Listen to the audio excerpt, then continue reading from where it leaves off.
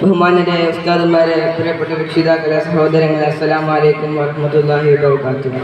തിരുനബി സല്ലല്ലാഹു അലൈഹി വസല്ലം തങ്ങളുടെ ജന്മം കൊണ്ട് അനുഗ്രഹീതവും മഹത്തരമാക്കപ്പെട്ട ഈ സുദിനത്തിൽ സമസ്ത കേരള ജമിയത്തുൽ ഉലമയെ കുറിച്ച് സംസാരിക്കുവാൻ എനിക്ക് വിധേയത അള്ളാഹുവിനെ ഞാൻ ശ്രമിക്കുന്നു. അൽഹംദുലില്ലാഹ്. സമസ്ത കേരള ജമിയത്തുൽ ഉലമ കേരളത്തിന്റെ മത സാമൂഹ്യ രംഗത്ത് കഴിഞ്ഞ ഒരു നൂറ്റാണ്ടായി ദീപസ്തംഭമായി നിലകൊള്ളുന്ന ഒരു മഹാപ്രസ്ഥാനമാണ്. ഹിജ്റ 1345 ആണ്ടിലും ക്രിസ്തുവർഷം 1926 ശരീഅത്ത് സംരക്ഷണം, മതവിദ്യാഭ്യാസ ഏകീകരണം, സാമൂഹിക ഐക്യം എന്നിവ ലക്ഷ്യമാക്കി മഹാന്മാരായ പണ്ഡിതന്മാർ ചേർന്നാണ് സമസ്തക്ക് രൂപം കൊടുത്തത്. കാലത്തിന്റെ വെല്ലുവിളികൾക്ക് മുമ്പിൽ വിശ്വാസം സംരക്ഷിക്കുകയും വിദ്യാഭ്യാസം പ്രചരിപ്പിക്കുകയും ചെയ്യുക എന്ന വലിയൊരു ദൗത്യമാണ് സമസ്ത ഏറ്റെടുത്തത്.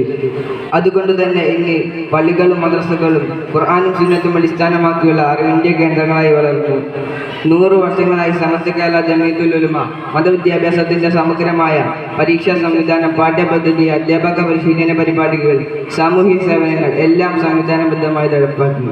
ഇതുവരെ ലക്ഷക്കണക്കിന് വിദ്യാർത്ഥികൾക്ക് അഖീദ, ഇബാദത്ത്, അഖ്ലാഖ്, ചരിത്രം തുടങ്ങിയ വിഷയങ്ങളിൽ ഉന്നത വിദ്യാഭ്യാസം ലഭിച്ചു.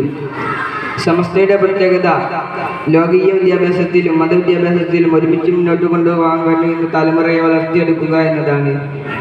ഇന്ന് കേരളത്തിന്റെ പല ഭാഗത്തും സമസ്തയുടെ മദ്രസകളിൽ പഠിച്ച വിദ്യാർത്ഥികൾ വിദ്യാവിശ്വാസ വിനയം എന്നിവയിൽ പ്രകാശിക്കുന്ന നിലയാണുള്ളത്. 100ാം വാർഷികം വരാനിരിക്കെ നാം ഏവരും ചിന്തിക്കേണ്ടത് സമസ്തയുടെ പ്രവർത്തനങ്ങൾ ഒരു സംഘടനയുടെ പ്രവർത്തനം മാത്രമല്ല, മുസ്ലിം സമൂഹത്തിന്റെ സാംസ്കാരിക തിരിച്ചറിവിന്റെ ജീവനാണെന്നതാണ്.